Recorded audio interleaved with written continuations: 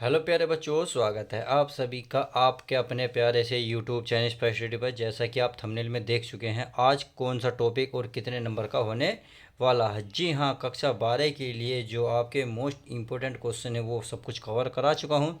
देखिए, इसकी बहुत डिमांड आ रही थी व्हाट्सएप पर भी और इंस्टाग्राम पे भी कि सर प्लीज़ परस्पर लंब वाला एक क्वेश्चन करा दीजिएगा, क्योंकि मैंने इस तरीके का क्वेश्चन नहीं कराया। तो चलिए, आपकी डिमांड पूरी होती है और मैं सवाल को आज पूरा कराने वाला हूँ। तो देखिए, यहाँ कह रहा है पी का मान ज्ञात कीजिए ताकि रेखा 1 - x/3 7y - 14/2p बराबर है z - 3/2 और 7 - 7x/3p बराबर है y - 5/1 बराबर है 6 - z/5 परस्पर लम्ब है।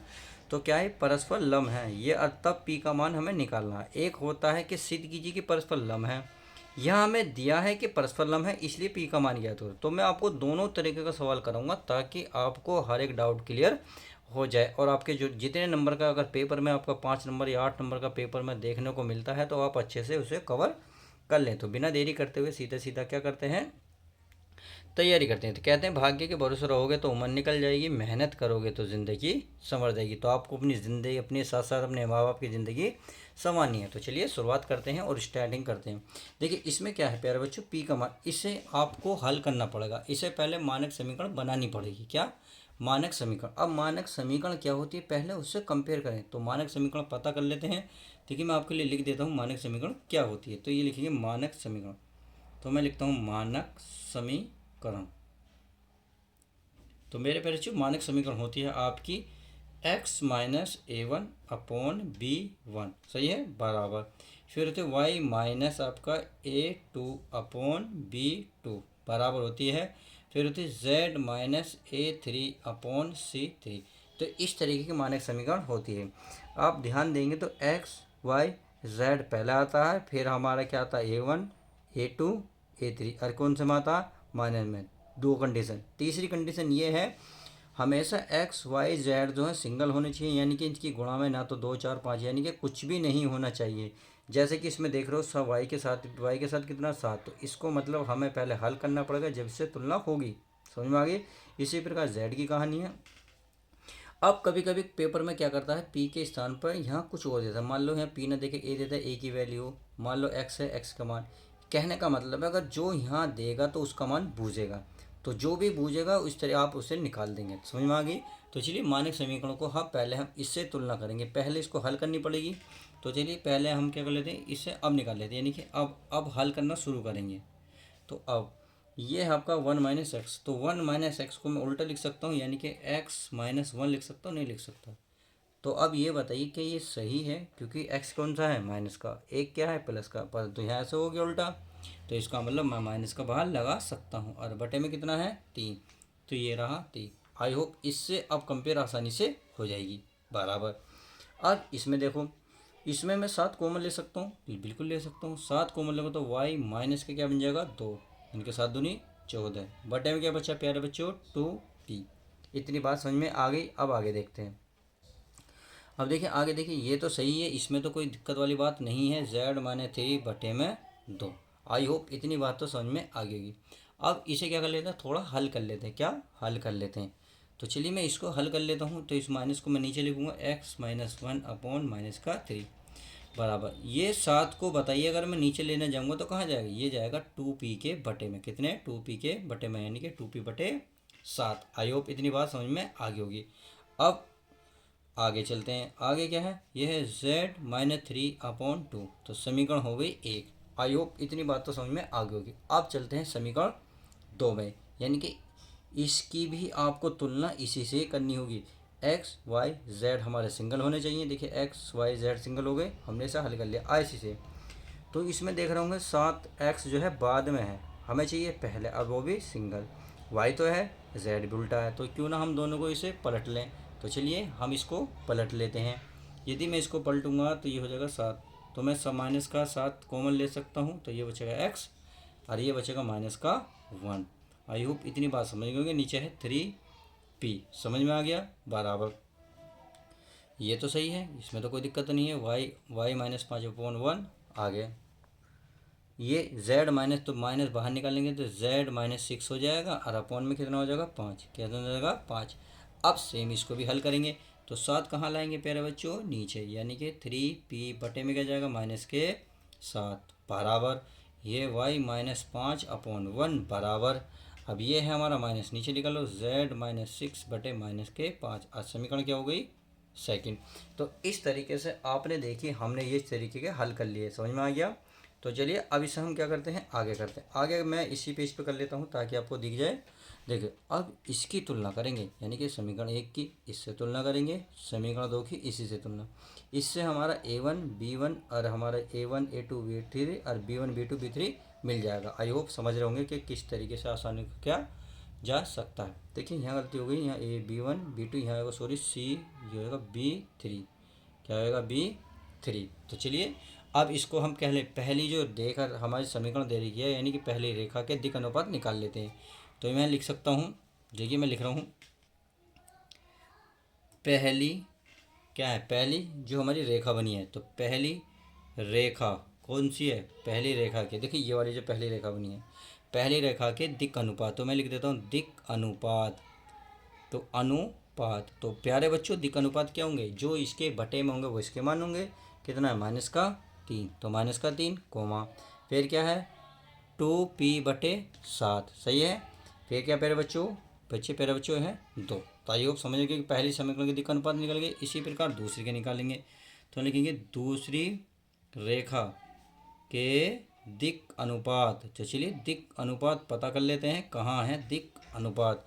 अब इसमें यानी कि समीकरण 2 ये आपके माने जो रेखा, यानी कि रेखा जो है ये कितना है, ये आपका 3p/7 और माइनस लग रहा है, तो चलिए माइनस लगा देते हैं, कोमा, ये है 1, फिर है कोमा, फिर क्या है -5। तो इस तरीके से हमने ये निकाल लिया। अब प्यारे बच्चों आपको ये पता होना चाहिए कि ये आपका a1, ये आपका b1 और ये आपका c1, और ये हो जाएगा आपका a2, ये हो जाएगा b2 और ये हो जाएगा आपका c2। यानी कि a1 का मान -3, b1 का मान 2p/7, c1 का मान 2, a2 का अगर मान करें, a2 का मान 3p/2, b2 का मान 1, c2 का मान -5। तो बस अब इनने कहा है परस्पर लंब है, तो परस्पर लंब का क्या फॉर्मूला होता है, चलिए हम इसको लिख लेते हैं। तो प्यारे बच्चों ये रहा आपके सामने, मैंने इसका चूंकि ये परस्पर क्या है लंब, इसलिए a1 गुणा a2 प्लस b1 गुणा b2 प्लस c1 गुणा c2 बराबर होंगे 0 के। तो आई होप समझ गए होंगे। अब मैं a1 a2 b1 b2 और c1 c2 की वैल्यू रख देता हूँ। तो a1 की वैल्यू कितनी थी आपने देखी थी, अभी a1 की वैल्यू बताई थी मैंने कितनी, प्यारे बच्चों 3, और a2 का मान था -3p/7। ऐसी अगर b1 की वैल्यू बात करेंगे तो b1 की वैल्यू थे 2p/7 और b2 की मान था 1 प्लस, अब c1 का मान था 2 गुणा c2 का मान था -5 और बराबर क्या है 0। तो आई होप इतनी बात तो समझ में आ गई होगी। अब देखिए 3 कितने होंगे -9p/7, इतनी समझ में आ गई। सॉरी ये भी माइनस का था, तो माइनस माइनस क्या हो गए प्लस, प्लस ये 2p के 1 में गुणा करेंगे तो 2p/7 प्लस माइनस माइनस 2 पंजे 10 बराबर क्या बन गया 0। अब देखो जब इसका मैं एल्शियम लूँगा तो साथ साथ इसके नीचे कुछ नहीं है तो 1 मान लो। अब इसका एल्शियम क्या आएगा प्यारे बच्चों 7 आएगा, 7 आएगा ना।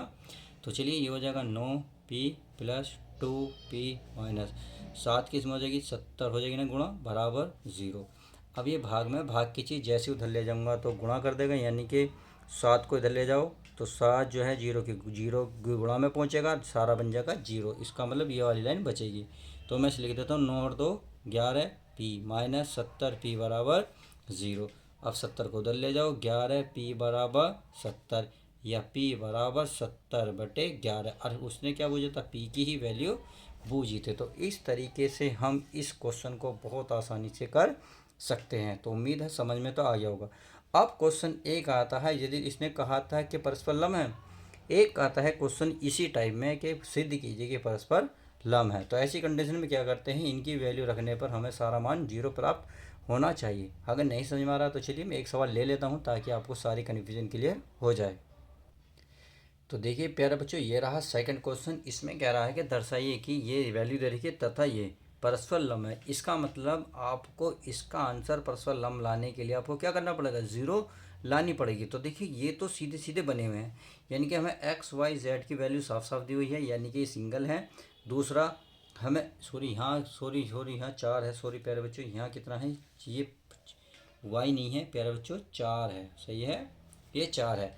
तो ये समीकरण तो हमें साफ साफ दी हुई है, तो बस सीधा सीधा आपको क्या मानना है, इस समीकरण को उतारना है, इसे फर्स्ट मानना है, इसे सेकंड मानना। तो मैं उतार देता हूँ, लिख देता हूँ, ये आपके x-4/2 बराबर y+3/4 बराबर z+1/2, इसे समीकरण 1 मान लो, यानी कि इक्वेशन 1। इस प्रकार से इसे उतार लो, x+1/5 बराबर y-1/2 बराबर z+3/1, जिसे समीकरण क्या मान लो प्यारे बच्चों, सेकंड। अब क्या करना है, तो जो मैंने लिखवाया था, यानी कि पहली रेखा के दिक् अनुपात निकाल लेते हैं, फिर दूसरी के, तो लिख लेता हूँ मैं, क्या लिख लेता हूँ, पहली रेखा के दिक् अनुपात।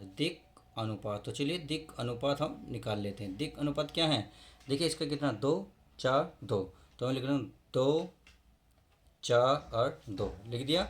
इसी प्रकार से हम क्या निकालेंगे, हम निकाल लेंगे, देखिए ये माइनस का रहेगा, ये माइनस है तो यहाँ माइनस लगेगा, और तो कुछ नहीं है, तो चलिए यहाँ भी क्या लगा देता हूँ मैं, माइनस लगेगा, और बाकी कहीं है क्या, नहीं है, तो चलिए माइनस नहीं है। अब क्या लगाएं, दूसरी, यानी कि दूसरी रेखा के दिक् अनुपात। तो चलिए दिक् अनुपात निकाल लेते हैं, क्या है, यहाँ 5 2 1, तो लिख लो, तो 5 2 1, ये निकल गए। अब चूंकि ये क्या है, देखो इसने बोला है चूंकि परस्पर लंब है, यानी कि हमें सिद्ध करना है, तो इसलिए परस्पर लंब के लिए, या आप कुछ भी लिख सकते हो अब, या चूंकि ये परस्पर लंब है, या कुछ भी लिख लीजिए, चलिए अब सीधा सीधा लिख लो अब, यानी कि अब जो हमें पता है, यानी कि A1 B1 और C1, ये क्या आपका A2 B2 और ये C2। तो चलिए इसको A1 A2, यानी कि फॉर्मूला क्या, A1 गुणा A2 प्लस B1 गुणा B2 प्लस C1 गुणा C2, सही है। अब इसमें वैल्यू रख लो, तो चलिए A1 की वैल्यू कितनी है, -2 गुणा इसका मान कितना है 5, सही है, प्लस B1 का मान कितना है 4 गुणा B2 का मान कितना है 2 प्लस C1 का मान कितना है 2 गुणा और C2 का मान कितना है 1, मैंने मान रख लिए।